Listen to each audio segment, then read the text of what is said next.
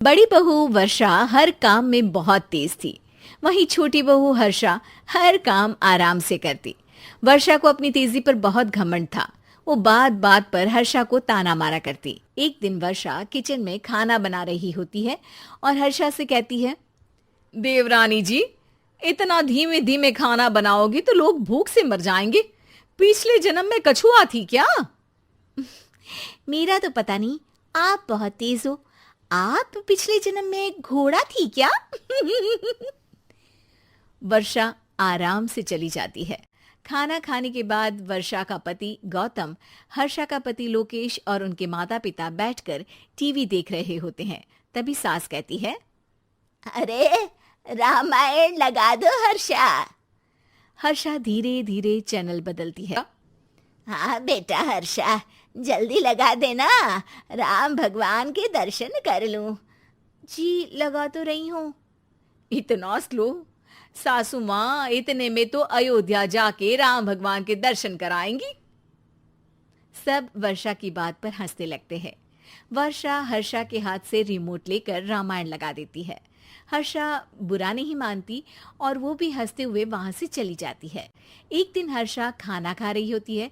तभी वर्षा वहां आके कहती है, अरे कितना धीमे धीमे खा रही हो। इतने में तो शादी में 100 लोग खाना खा लेते। आधे घंटे से खाना खा रही हो तुम। अरे खाने को चबा चबा कर खाना चाहिए। हाँ हाँ, आप तो चबा के भी खाती हो और दबा के भी। आप धीमे खाओ या ज्यादा खाओ, मुझे क्या। बस मैं ये कहने आई थी कि सुबह कुछ मेहमान आ रहे हैं, जल्दी उठ के खाना बना लेना, देर मत करना। साथ में बनाते हैं ना। तुम्हारे साथ बनाऊंगी तो स्पीड को 5वें गियर से पहले गियर पर ले आना पड़ेगा। अरे भाई, तुम्हारे साथ रहकर तो मेरी तेज रफ्तार पर भी असर पड़ेगा और मैं भी तुम्हारी तरह हौले हौले काम करने लगूंगी सब।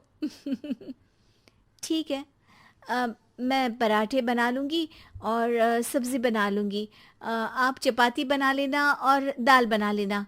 हाँ हाँ ठीक है, पर अलग अलग ही बनाएंगे। अगले दिन हर्षा जल्दी उठ के काम करने लगती है और वर्षा सुबह उठ के ये सोच के वापस सो जाती है कि काम तो वो तेज़ कर ही लेती है। अगर थोड़ी देर सो भी जाएगी तो भी हर्षा से पहले तो काम निपटा ही लेगी। हर्षा बेटा, आज भगवान आटा गूंद लिया है, आलू उबल रहे हैं, पराठे बनाने ही वाली हूँ, फिर सब्जी भी बना लूंगी। इतने में ही वर्षा वहां आ जाती है। माँ जी, मेरा तो आप टेंशन ही मत लो, अभी उठी हूँ, लेकिन देखना खाना फटाफट राजधानी एक्सप्रेस की स्पीड से बना दूंगी। इतने में ही मेहमान आ जाते हैं। आइए आइए आइए, खाना बन ही रहा है, चाय बनवा लेती हूँ पहले आपके लिए। सास किचन में आती है। वर्षा, वो लोग आ गए, चाय बना दे जल्दी से। हर्षा को नहीं बोल रही क्योंकि वो तो सुबह की चाय देने में शाम कर देगी। चाय बन भी चुकी है माँ जी। वर्षा तेज ही नहीं, सबसे तेज है। आप चलिए, मैं चाय लेकर आती हूँ। वर्षा मेहमान काम में इतनी तेजी रखती है जैसे मिल्खा सिंह भाग रहा हो। अरे वाह वाह, फिर तो खाना भी जल्दी मिलेगा हमको।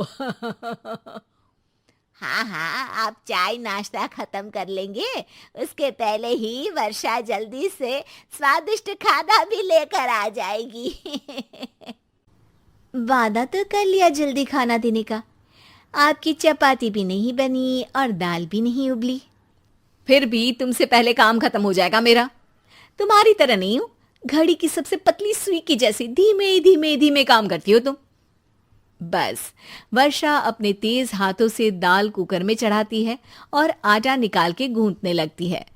थोड़ी देर में कुकर की तेज सीटी बजती है और वर्षा का तो ज्यादा गीला हो गया। वर्षा जब रोटी बेलने लगी तो एक भी रोटी गोल नहीं बन रही थी। कोई रोटी श्रीलंका के नक्शे जैसी थी तो कोई रोटी ऑस्ट्रेलिया के नक्शे जैसी बनती। वर्षा चिढ़ जाती है। कुकर फिर से जोर से सीटी मारता है। सास बाहर से आवाज देती है, वर्षा बेटा, आज स्पीड थोड़ी कम लग रही है, टाइम और लगने वाला हो तो बता दो बेटा। वर्षा को ये बात सुनकर बहुत बुरा लगता है। वो सोचना भी नहीं चाहती थी कि कभी उसकी तेजी पर कोई सवाल उठेगा। वहीं हर्षा धीमे धीमे अपना काम करती रहती है। वर्षा दाल बनाते वक्त भी इतनी घबरा जाती है कि जल्दबाजी में दाल में नमक ज्यादा गिर जाता है। वर्षा का खाना फिर भी हर्षा से जल्दी तो बन जाता है और जब खाना मेहमानों के सामने लगता है तो सब हर्षा के खाने की तारीफ करते हैं। अरे पराठे तो कम। इधर उधर हो गया है। वर्षा को बहुत शर्म आती है और वो नीचे सर करके खड़ी रहती है। तभी हर्षा कहती है, वो ना मैं थोड़ी जल्दबाजी कर गई और नमक ज्यादा हो गया, पर पराठे तो वर्षा भाभी ने ही बनाए हैं, इसीलिए तो अच्छे बने हैं। वर्षा ने कभी नहीं सोचा था कि हर्षा के काम की इतनी तारीफ होगी, लेकिन वो उसका यश वर्षा को दे देगी।